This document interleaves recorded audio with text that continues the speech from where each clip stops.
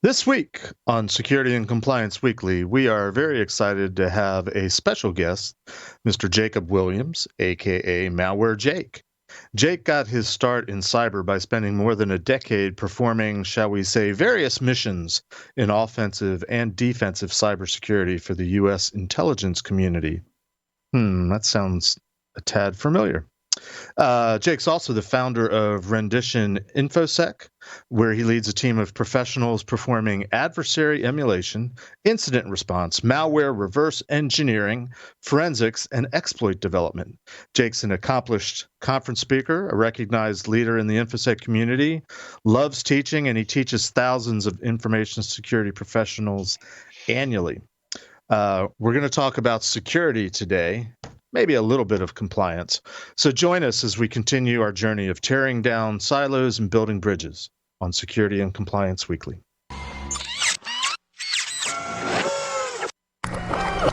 This is a Security Weekly production.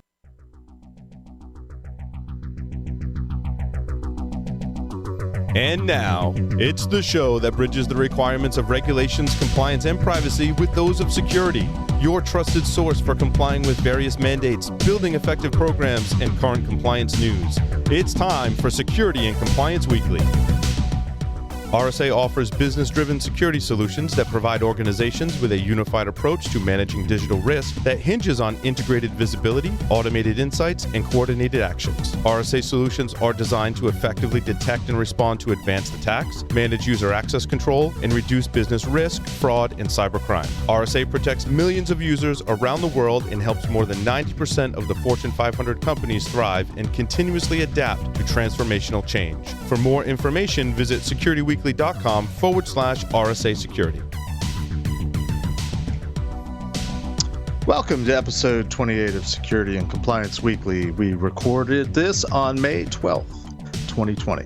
I'm your host, Mr. Jeff Mann, and joining me today are my esteemed co-hosts, Mr. Scott Lyons, Mr. Josh Marpet, and our esteemed leader, CEO of Security Weekly Productions, Mr. Matt Alderman. Gentlemen, welcome. Thank you. Hola. Yeah, it's more like fearless leader. Fearless, Fearful fearsome, leader? Yeah, fearful. Crazy? Oh, You can throw a Free-balling few, leader. I mean, you put up with us, you know? I'm pretty crazy. Whatever fits.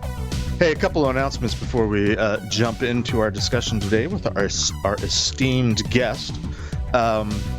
First off, you can join us at InfoSec World 2020, which is now June 22nd through 24th, and it is a fully virtual event. Security Weekly listeners are still eligible to save 15% off the InfoSec World Main Conference or World Pass. To get the discount, go to securityweekly.com/ISW 2020, click the registration button. Also, while you're on the website, if you want to join the Security Weekly mailing list, go to securityweekly.com/subscribe, click the button to join the list. We'll be starting to roll out our public Discord channel. Actually, we have started to roll out our public Discord channel over this next couple weeks, and our mailing list subscribers get the first invitations. All right, enough of that. Want to introduce our guest today, Jake Williams. Jake, welcome. Hey, how's it going? It's going great. Just to set up our discussion for today, Jake and I do have a few things in common in terms of our background and experiences. He's much more esteemed and famous than I am, of course. And because of our roles in the industry, we often run into each other at various hacker conferences and training events and things like that. And help me set the stage, Jake. If my memory is incorrect, please correct me. But I think it was 2.5 years ago. We were sitting in the airport in Rapid City, South Dakota, after I believe it was the second Wild West Hackin' Fest, and there were a bunch of us that were waiting for our flights out.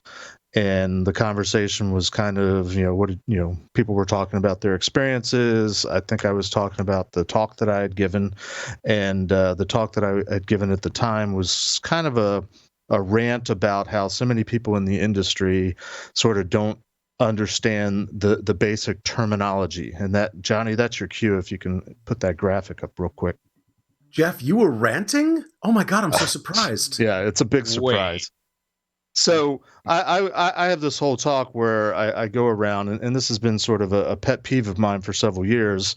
It started first when I was at Tenable, and I started noticing that people were using the term vulnerability, and it's like 90% of the industry, and nobody really understands the definition of it and how it's a variable in this thing that we call a risk equation, which is something I learned in my time working for the U.S. intelligence community, aka the DoD, aka NSA. And I went on, and I've had discussions about the other terms like threats and risk, and what's particularly frustrating to me is when people use one term to define the other term. So I ultimately got to the point where I sort of put this whole talk together where I sort of build up the whole, there's component parts to this and whatnot, and the question that I ask ultimately is, what is security? And at some point, and I forget the exact sequence, but Jake said, Jake was the recipient of the question, what is security? To which he responded something to the effect of, whoa, I'm not prepared to answer that. So we've been going back and forth for the last 2 years, and I've been kind of ribbing them online and offline, trying to get this conversation in order. And we originally thought we would get on Jake's podcast, which he does occasionally, and sort of have this, full-blown discussion. And then at some point we decided, well, heck, why don't we come on this show, since we do this on a weekly basis and we're sort of organized and all together, and we have a crew, and so here we are. So organized. We are organized. Yeah, organized with lots of opinions. So this will get interesting. Yes. So so that's sort of the background. And before we sort of jump into the thick of things there, we do ask the same question of all of our guests, Jake, and hopefully this will come out in our conversation today, since this show is about security and compliance. But, no right or wrong answer. We're just trying to level set and find out a little bit of a glimpse of where you're coming from. But the question we ask all of our guests is, where do you fall sort of on what we call the security versus compliance continuum? In other words, where do you see security? Where do you see compliance? Are they in opposition to one another? Do they work well together? What are your thoughts, just right off the bat? Yeah, so that is a hard question, but I'm going to start with compliance. I think is at least for me, compliance is almost a forced kind of security, right? So and a forced security, a forced set of controls that may eventually help you get to that point of security.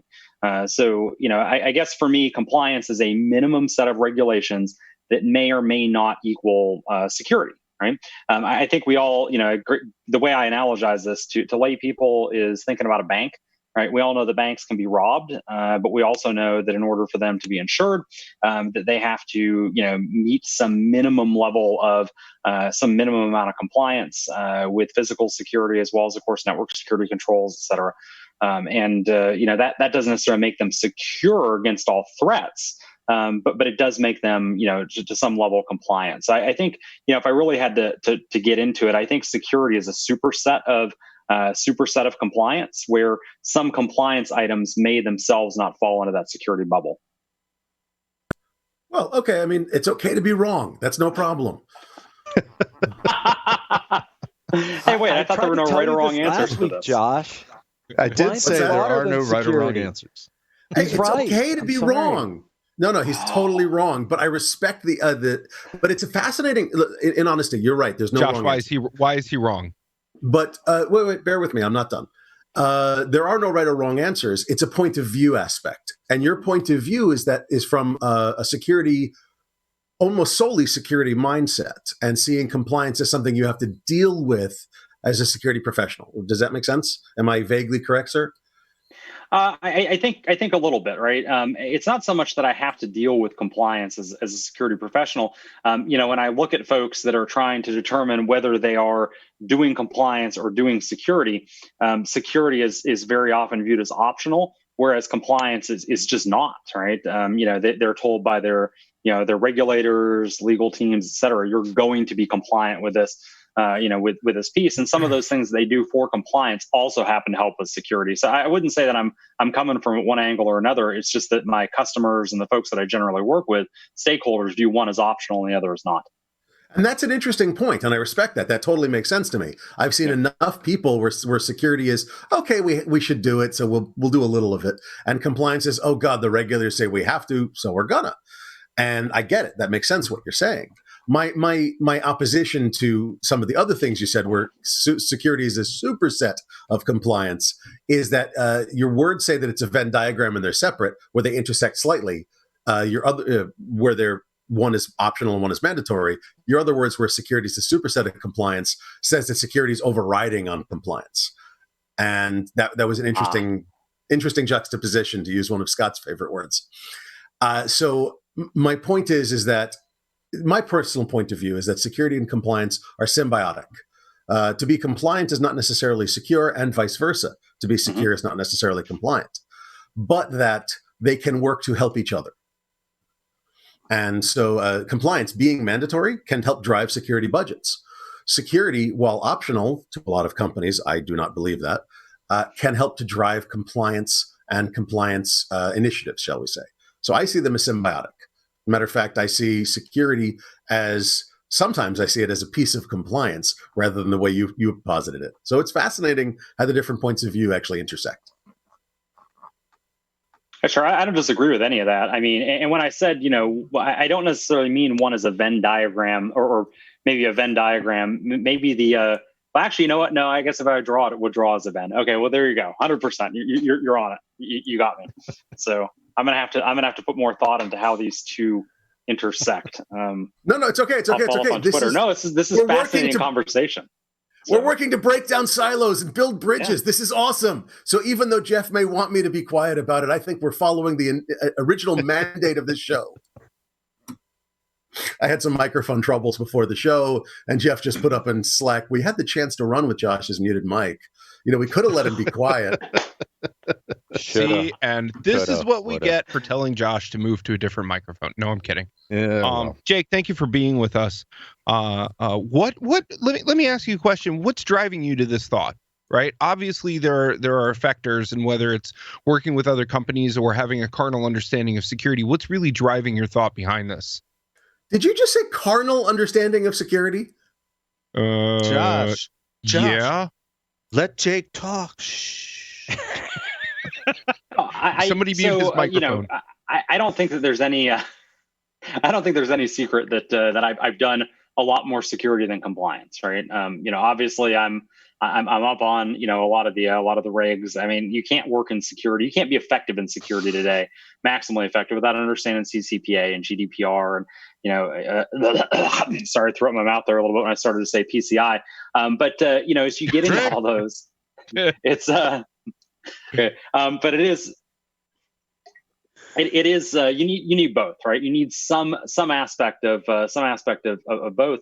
But again, it's no secret that I've spent a lot more time in security than I have in compliance. And in addition to the offensive work that I used to do for the government, and obviously still do a little bit of here, the majority of my work today is incident response, right? I do far more incident response than I do any of the red team and red team and pen test stuff. And I'll say that shops that we go into where there is a focus on compliance, right? A pure play focus on compliance, typically have worse outcomes during an incident than shops that focused on security but before the fact, right? And I think we can all agree here that holistically we want to focus on both, ideally, some mixture of both, and they are symbiotic. I don't disagree with that at all. But the folks, I'll tell you, that have been, the ones that are like, well, how do we even get breached? We're compliant.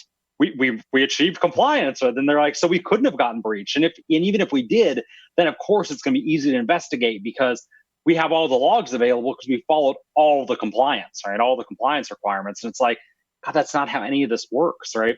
Whereas the folks that really looked at it from a security standpoint and ran tabletop exercises and said, hey, how will we respond to this incident, right?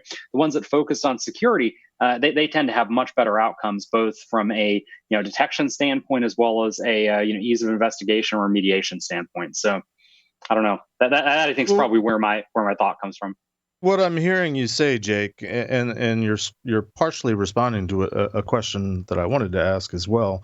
I'm hearing you say that companies that focus strictly on compliance, what I'm hearing you say is they seem to believe that if they just do the compliance, they're done, and that other thing called security, they think that they've incorporated that already into whatever their program is. Would you say that's a fair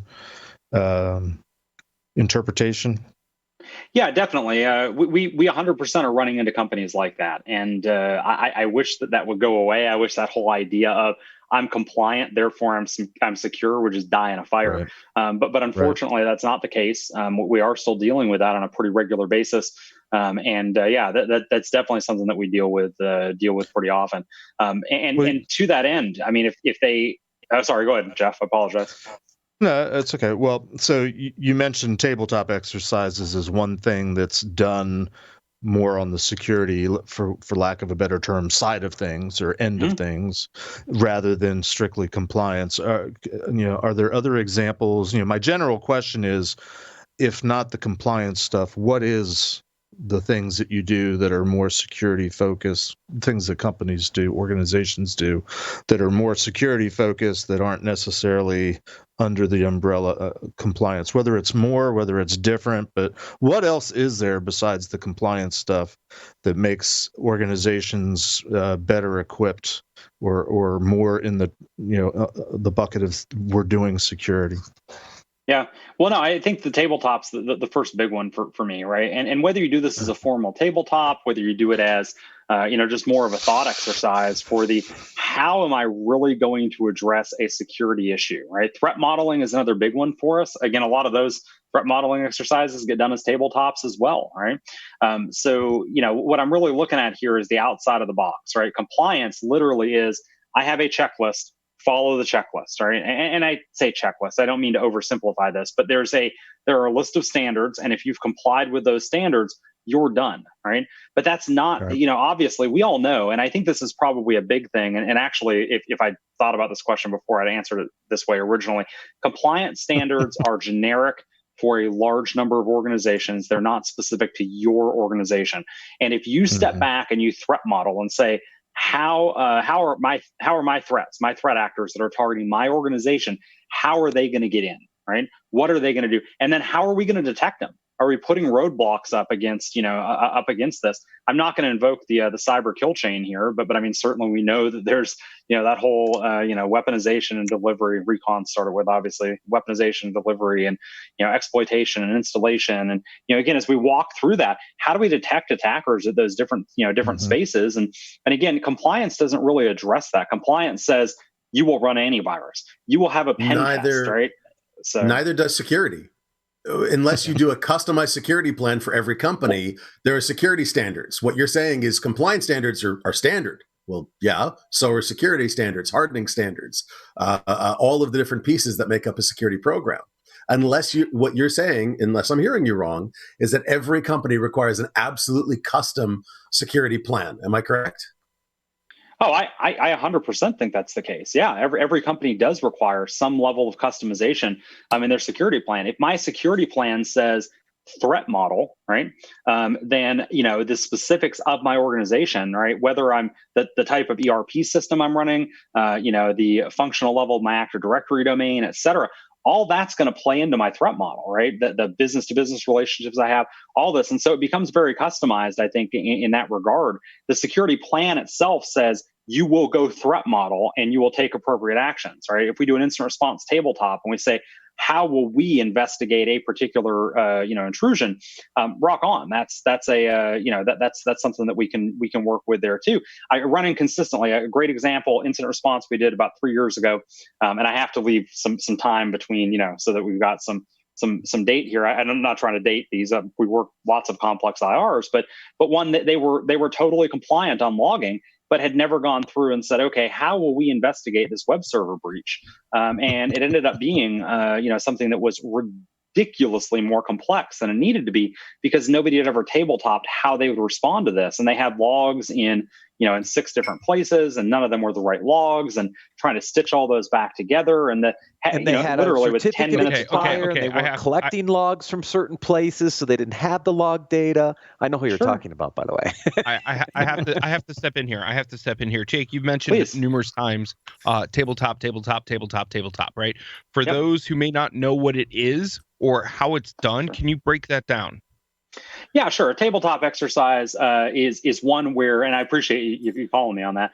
Tabletop exercise is something where we basically will go in and create a scenario, right? Whatever that is. So you have, for those that are familiar with role-playing games, right? If you grew up in Dungeons and Dragons, the people that are running the tabletop effectively are the dungeon masters, right? So whoever comes in with a scenario, they basically are that, basically the scenario leader, and they'll come in and say, okay, at 9 a.m. this morning.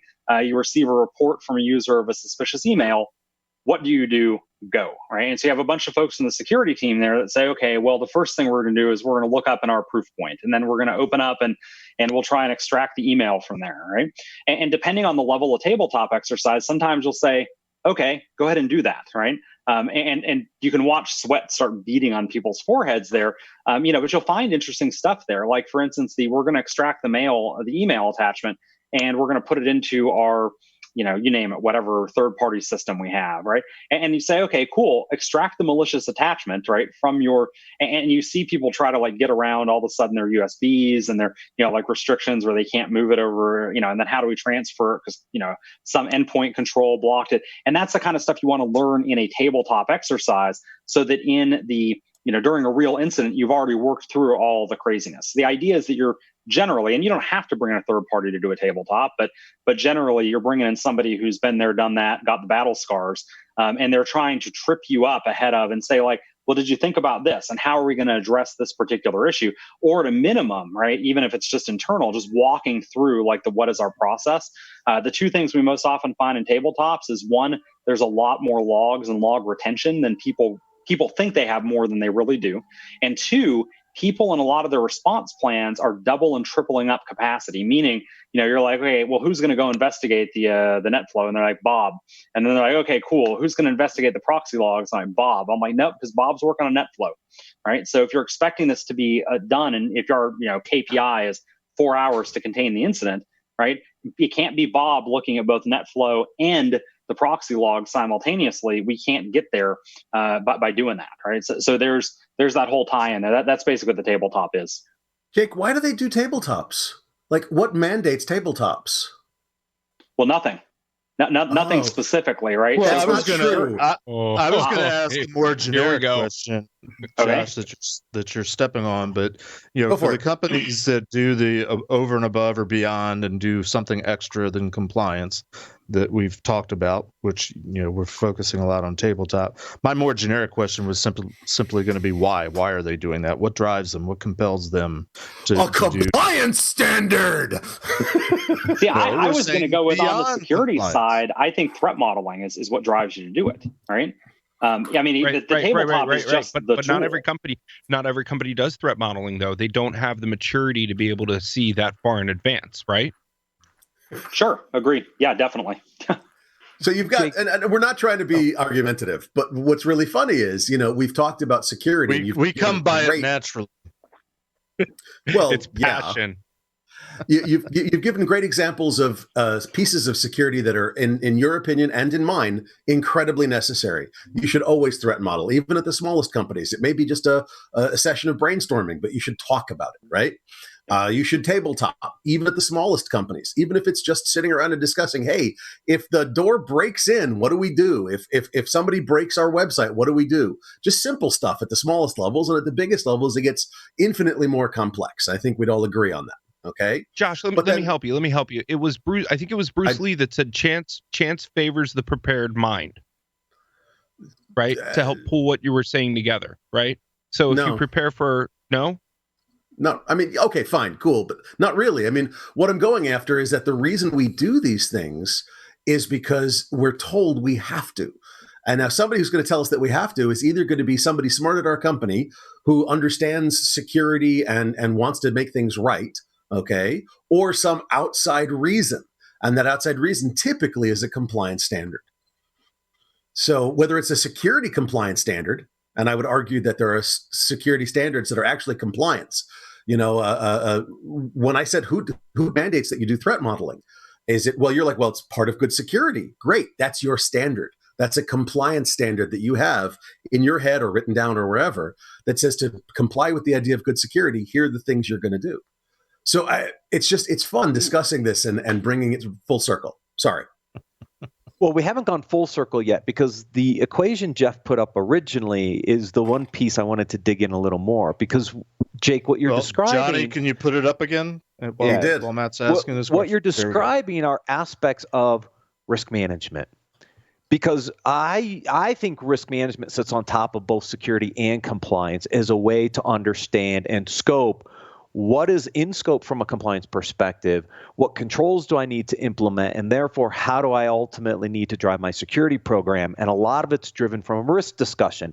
And threat modeling to me is an aspect of that risk management, but I think it goes a little higher because when we think about what are the different elements from a risk perspective we have to think about? We have to think about probability, threats and vulnerabilities, and how they potentially can attack a system. I need to understand impact, which means I need to understand my assets and the criticality of my assets to understand what is more susceptible to a potential attack, right? And we haven't gone all the way there yet, but you were hinting at it, and I wanted to kind of go to that next level because I think risk management sits over top of this security and compliance paradigm, however you want to think about it, that should drive the customization you talked about, Jake, which is, look, I have to look at what's in scope from a compliance perspective, then how do I want to customize my security program to be in compliance? So I'd love your comments on that. Yeah, that's wow. No, I think you're right about all that, right? What we are talking about fundamentally is risk management, right? And whether whether that's managing security risks or compliance risks or a risk that happens to fall into both domains, kind of to go back to my kind of superset Venn diagram there earlier. I agree with you. I think it is a lot of risk management, but I mean. It also requires a level of maturity. I get it, right? And you may not see all that maturity in what you were describing, but I think the more mature organizations that are doing tabletop exercises, that are doing threat modeling, also have more mature risk management programs in place as well. Oh, I agree with you. And I would even mention that I think in a lot of cases, those more mature risk management programs are probably the driver for doing those things, right? So if you come back to like a more mature program, we typically find risk registers, right? Which typically aren't directly mandated by compliance, although you can check a bunch of boxes, right, by having a risk register. I'm struggling to think of a specific compliance that says, or compliance framework that says must have a risk register, right? But the folks that have risk registers typically then act on them, hopefully, or the more mature shops act on those risk registers, and I think that becomes some of the driver for what we see in that security space and really thinking outside the box, threat modeling, et cetera. Yeah.